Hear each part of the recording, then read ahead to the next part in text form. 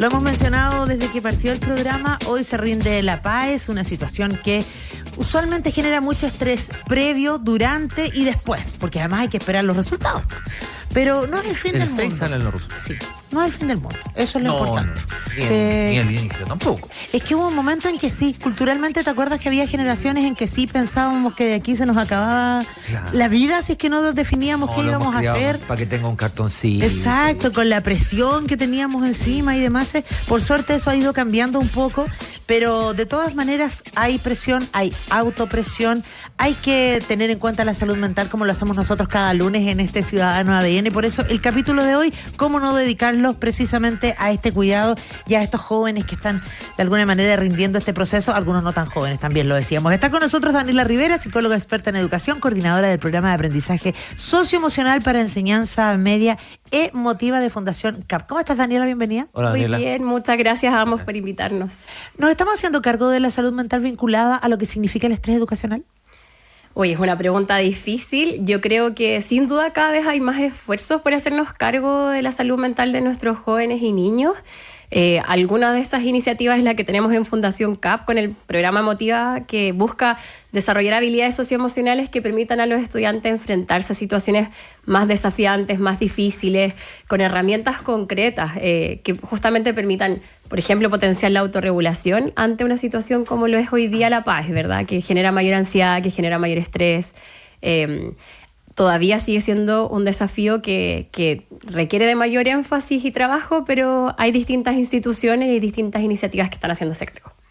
¿Cómo orientar, digamos, toda esta conversación en general? No hablo solo de la PAES, es un ejemplo, pero en general, cuando los entornos tenemos un concepto como de la competencia, ¿no? Uh-huh. Hay un concepto de la competencia respecto a las productividades también. Ranking de notas, el puntaje que sacaste, los puntos de sintonía que lograste. No podemos llevar a la cantidad de libros que vendiste, como que hay una asociación respecto a que el éxito objetivo tuviera que ver con una alta cantidad de puntos de lo que sea. Entendemos que muchas veces tratamos de crear a nuestros hijos que no es así, ¿no? Pero ¿cómo lo hacemos cuando el entorno entero te está diciendo... Porque va a pasar, ¿eh? Los puntajes destacados van a la moneda, ¿sí? Claro. al día siguiente. O esperamos tanto de desayuno. Ti y desayuno de la moneda. ¿Cómo hacerlo, no? Para sacar un poquito esta enseñanza que vaya, obviamente, más allá del puntaje puntual que todos queremos que la gente le vaya bien, por supuesto. Uh-huh. Es una pregunta súper interesante la que haces, porque yo creo que hoy en día hemos aprendido que las personas no solo son un número, ¿verdad? No solo son valoradas por ese desempeño que tienen en la prueba. Quizás todavía tenemos el desafío en educación de cómo adquirir otras herramientas que permitan el ingreso, por ejemplo, a las universidades o el desarrollo de ciertas profesiones, no solo en base al desempeño de una prueba en un momento en particular, sino también a otras aptitudes, ¿verdad? Lo que tú planteas es complejo porque, claro, a nivel social hoy día premiamos y valoramos ese puntaje, valoramos también ciertas carreras más que otras todavía, por ejemplo. Entonces eso requiere un cambio cultural. Ahora, sin duda, yo creo que una tarea importante de quienes componemos parte de la ciudadanía, de las familias de estudiantes adolescentes, es poder reconocer otros elementos, ¿sí? Como por ejemplo, el esfuerzo que tiene, ¿no es cierto?, todo el periodo de formación, entender que una persona no solo es válida por ese número y esa foto en particular, que es la PAES en un momento preciso, que depende además de miles de otros elementos contextuales, sino que también por todo lo que ha significado su proceso de educación y el recorrido que han llevado, ¿verdad? Entonces, una de las principales recomendaciones que nosotros hacemos desde Fundación CAP y desde el programa Emotiva es justamente eso, como poder entregar la directriz a los estudiantes de que ellos son valiosos en sí mismos y de que si bien la prueba es un momento importante y es un hito, ¿no es cierto?, que marca este fin de la educación media hacia el ingreso a la educación técnico o profesional universitaria, ellos son mucho más que ese número y esa prueba, pero es un cambio cultural, sí, sin duda. Cultural y aquí, perdón que te agregue un dato, ¿no? Pero sé que vamos orientados hacia el mismo lugar. Uh-huh. Hay establecimiento, colegio, que tienen una visión academicista y de entrenamiento para sacar la cantidad de puntaje. Probablemente, cuando hablemos de admisión, muchos van a estar en sus páginas web o fuera de sus colegios, tenemos tantos puntajes, promedio nuestro promedio es tanto. Sí. Y a veces ocurre, y fíjate que uno postula niños más chicos a los colegios, chicos, sí. Y aparece, y yo sé que es buena la intención y todo, pero, oye, ¿y el resultado para de ustedes? ¿Cómo? Y los chicos tienen 5 años. Exacto. Ahí, ¿cómo entrenamos a los grandes, no?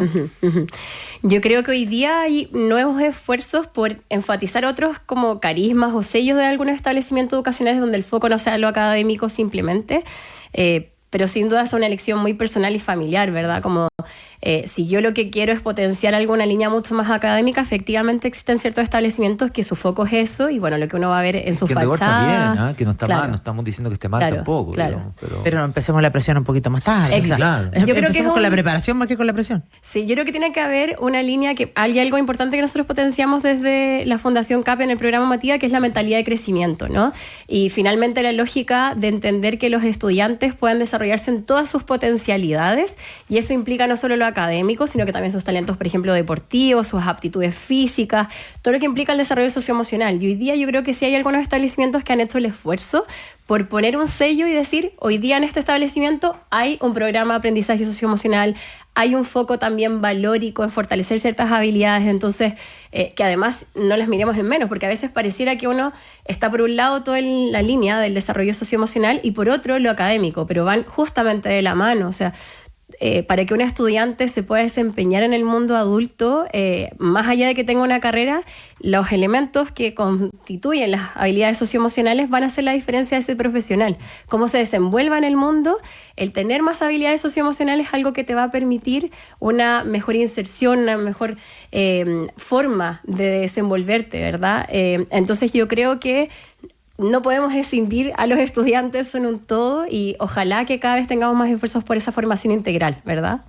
Pero además hay algo que tenemos que visibilizar y de lo que nos tenemos que hacer cargo entre todo este proceso de preparación, en la previa, las expectativas y todo lo demás, y es la enorme brecha que existe en nuestro país. Además. Porque hay una brecha educacional en términos económicos, en términos de acceso, ni hablar de la educación rural versus la educación urbana, que nos hace que pensar, y por algo se ha modificado el tipo de prueba que estamos dando tantas veces, ¿no? Porque eso sigue existiendo, o sea, cuando se habla a veces eslogan de educación gratuita y de calidad, es para todos, pues, pero hay gente que ni siquiera se cuestiona, no, pero si la educación está bien, porque desconoce que existen otras realidades, que hay montones de profesores y profesoras, de padres, apoderados, de niños y niñas que se sacan la mugre por tratar de tener un buen acceso, de tener la mejor educación, pero a veces no da nomás, pues cuando hay un colegio donde tenéis un computador en un laboratorio, por ejemplo, o no tenéis internet, o peor aún, los baños no tienen agua, no hay vidrio en las ventanas, no hay calefacción para el invierno, ¿cómo vamos a...? Exacto, los profesores no tienen las mejores condiciones para trabajar, no tienen sueldos dignos y así vamos sumando. ¿Cómo van a tener buenos resultados esos niños y niñas? Es un tremendo desafío y qué bueno que tocas ese ámbito, porque nosotros en Fundación CAP justamente trabajamos con colegios municipales, donde muchas veces para los estudiantes ni siquiera está el cuestionamiento de si podría llegar a la universidad, o sea, como la meta incluso en algunos es solo terminar cuarto medio. Y ahí una deuda que tenemos y algo por lo que nosotros trabajamos en Emotiva es lograr trabajar un proyecto de vida y que estos estudiantes puedan justamente plantearse un futuro, cuestionarse qué quieren ser, poder decidirlo, ¿sí? Y no dar por hecho que entonces tengo menos posibilidades respecto a otros.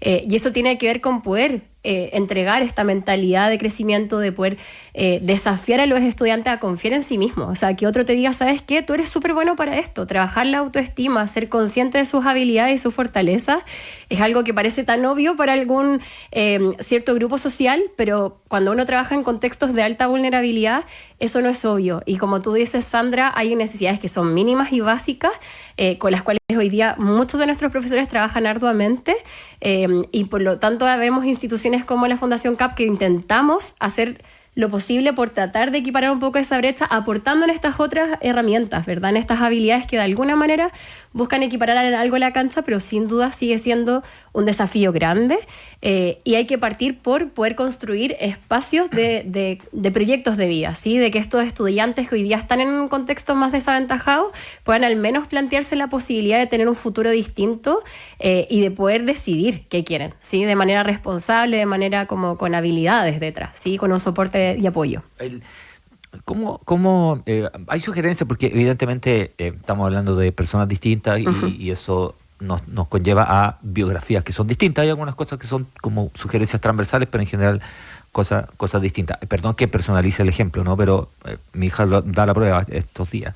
Y en un momento fue, en los días previos, es como, ¿cómo abordamos, cómo quieres tú que abordemos el tema? Lo conversamos, lo pasamos, es un día más, es una prueba más.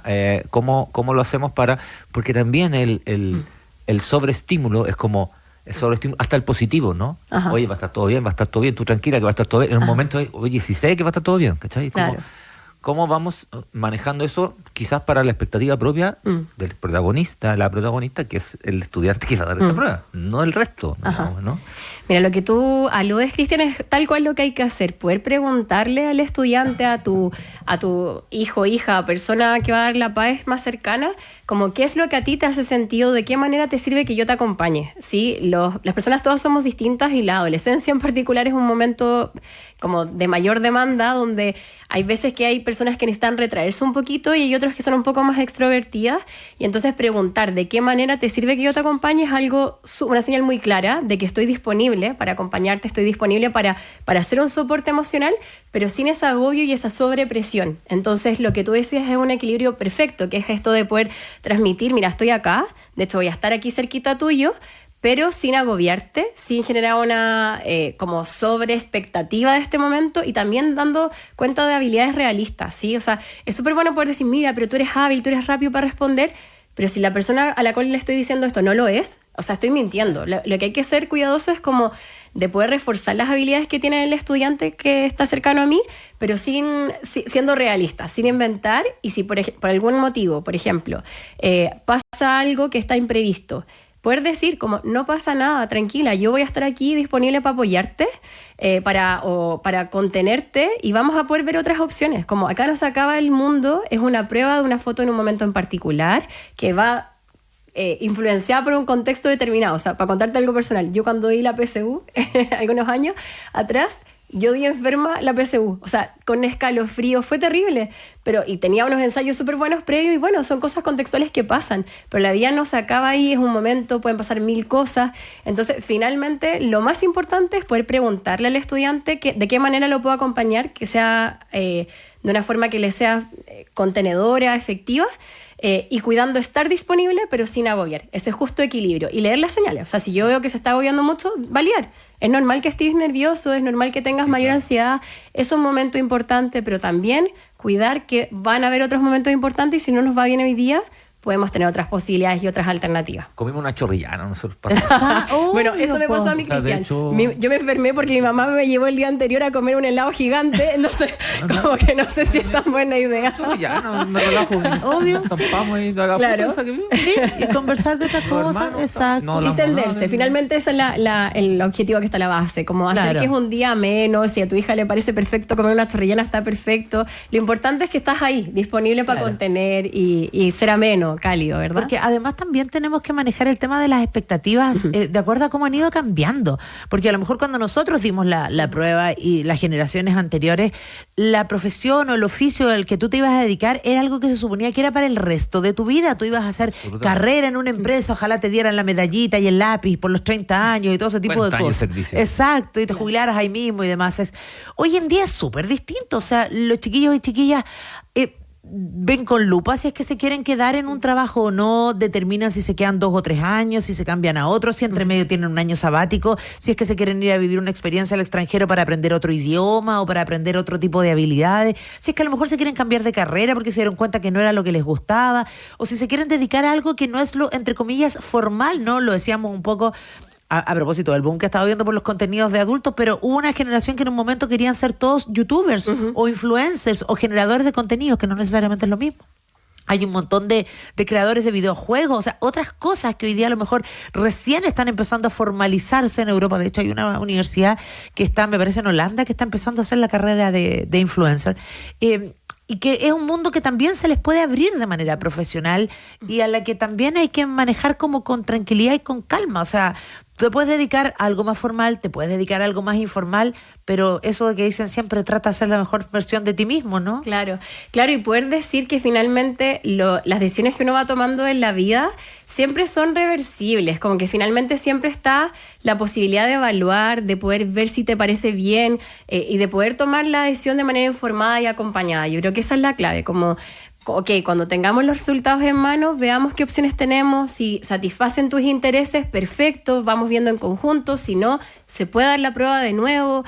Lo mismo que tú decías, hoy día una carrera termina teniendo un campo laboral muy distinto, exacto, ¿cierto? O sea, en la misma profesión hay miles de potencialidades distintas de ser, y finalmente lo importante es que en esta etapa, los adolescentes que hoy día están viendo la prueba, están formando su identidad, o sea, están en ese proceso de construcción, y eso es importante tenerlo en consideración. Como lo que hoy día ellos quieren, quizás más adelante va a ir evolucionando y tiene que ver con otras cosas, otros intereses y otros gustos. Y el desarrollo de habilidades que les permitan tomar decisiones de manera responsable, por ejemplo, una habilidad socioemocional que nosotros trabajamos en emotiva, es súper necesaria. Como poder proyectar, ok, hoy día lo que yo quiero con la información que tengo a disposición, con mis adultos significativos que me están acompañando, es esta, y me voy dando cuenta en el camino, voy a ir forjando ahí justamente lo que yo quiero, mi camino profesional, lo que me hace sentido y lo que me interesa. Hay un proceso, ¿no? que como un círculo de estrés, sobre todo en este periodo que viene desde los ensayos, que en principio se toman como un poquito más livianos, después algo más intenso, se acerca la fecha, eso siempre te genera probablemente un estrés, una angustia, ¿no? Se acerca, llega la fecha. Rindes, pero después el tema si bien hay un alivio, no termina el tiro, ¿no? Porque ahora viene el resultado. Y ahí hay otro periodo, y después viene la postulación, y hay otro periodo. Entonces lleváis como 1 año y medio con la guata apretada. ¿Cómo manejar eso, no? ¿Cómo manejar esto de los plazos, de ver que son etapas, capítulos? Porque si uno las ve completa, pareciera que es el Everest a pata pelá, digamos, ¿no? Sí. Pero es por etapas, quizás. Eso es un súper buen elemento a considerar, porque la incertidumbre es algo que a los seres humanos nos agobia y genera mucho estrés y ansiedad. Entonces, tener ya a la base la claridad de que esa incertidumbre y la espera genera emociones que son más desagradables, ya es una base que hay que normalizar y poder decirle, mira, yo sé que va a ser incómodo, pero intentar buscar con el adolescente, estudiante que rindió la PAES cerca, estrategias que sirvan para ir esperando, ¿verdad? O sea, por ejemplo, ahora que estamos en este periodo, ¿qué te gustaría hacer? Mira, ¿te gustaría como meterte a talleres? ¿Te gustaría a lo mejor explorar algún trabajo si es que ya puedes trabajar, por ejemplo? O simplemente descansar y tener tiempo de ocio, que es algo que nos cuesta tanto hacer, ¿no es cierto? Y que es tan necesario pensando en la futura etapa, pero finalmente planificar ese tiempo y tomar la decisión de qué hacer es algo que va a ayudar. Y como tener claridad que, ok, va a ser una espera, y si hay un poquito más de ansiedad, hay técnicas que ayudan para manejar el estrés y la ansiedad. Hay técnicas que van en la línea del mindfulness, ¿verdad? Que nosotros también en Emotiva desarrollamos, técnicas de respiración cuando hay momentos de mayor estrés más agudo. Lo importante es tener claridad de que esa emoción es una emoción normal y esperada por una etapa así de desafiante, y buscar lo que a mí me hace sentido. O sea, por ejemplo, a mí me encanta hacer deporte, me encanta nadar, perfecto. Si a mí eso me calma, lo voy a hacer, pero puede ser que a otra persona hacer ese tipo de actividades no le va a generar placer, claro, y entonces va a requerir a lo mejor meterse a algún taller de dibujo, o al revés, simplemente poder tener tiempo para descansar. Estudiantes que les gusta jugar juegos play, no sé, juegos de video, poder darles ese espacio y poder decidirlo antes de la espera está perfecto. Y lo otro es que también tener claridad de los escenarios posibles a decidir. A algunas personas les sirve, por ejemplo, para algún estudiante que a lo mejor es un poco más ansioso, poder investigar los escenarios ante posibles resultados podría servirles. Es decir, si saco menos de tanto puntaje, a lo mejor voy a tomar la decisión de hacer esta carrera, investigar sobre esa carrera, hablar con gente que estudió eso, podría servirle para bajar los niveles de ansiedad y estrés. Si tengo más de este puntaje, voy a optar por esta otra carrera, y investigo, me acerco a las universidades. Hay personas que ese tipo de actividades, como adelantarse a los escenarios posibles, les pueden servir. Pero hay personas que hacer eso les genera mayor ansiedad. Entonces, por eso no hay una receta única, claro, y lo más importante es ir chequeando, como, ok, planifiquemos qué vamos a hacer en este tiempo de espera para que no nos resulte tan agobiante, no resulte como con esta sensación de la espera eterna que no llega. Es algo que podría servir. Y en las siguientes etapas que tú mencionabas, Cristian, yo creo que lo relevante es como tener claridad de los plazos, ¿verdad? Y lo que viene. Ok, de aquí a esta etapa necesito tener esta información, de aquí a esta etapa necesito esta otra, a lo mejor voy a esperar a tener los resultados para investigar las universidades, a lo mejor me voy a adelantar, en fin. Eso creo que son elementos que podrían ayudar como en este periodo de espera y hacer cosas que a cada uno nos sirven para los momentos de estrés en lo más relevante. Habrá algunos que se van a olvidar, dieron la prueba y se olvidan hasta no pasa que parten a lo mejor la feria del postulante y ahí van a darse unas vueltas porque ahí recién se quieren empezar a estresar. Tal cual. Y bueno, y a lo mejor tiene que ver con la madurez y ahí lo importante es tener adultos significativos que te digan como, mira, quizás tú todavía no estás tan preocupado de esto, pero quizás sí sería bueno preocuparnos un poquito porque si no va a llegar la fecha y entonces te vas a poner ansioso, te vas a angustiar en ese momento.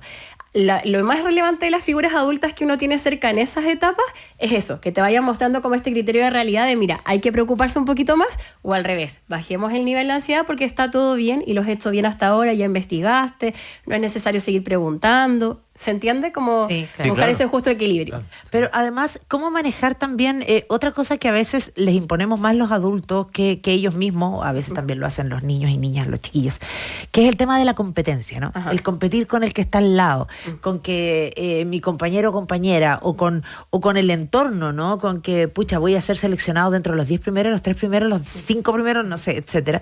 Es súper complejo, ¿no? Porque efectivamente estamos en un mundo en que las redes sociales te obligan, tú tienes más likes, tienes más seguidores, te encuentras más lindo y un largo etcétera, que los hace relacionarse con el otro desde el punto de vista de la aceptación de mí mismo. Entonces eso también debe ser complejo. Totalmente, y tú aludes a algo que tiene que ver con el cómo hoy día nuestros adolescentes y jóvenes se desarrollan en el mundo. O sea, la lógica del like, la lógica de las redes sociales y de la competencia es algo que ha configurado la manera de cómo ellos se identifican y se desenvuelven.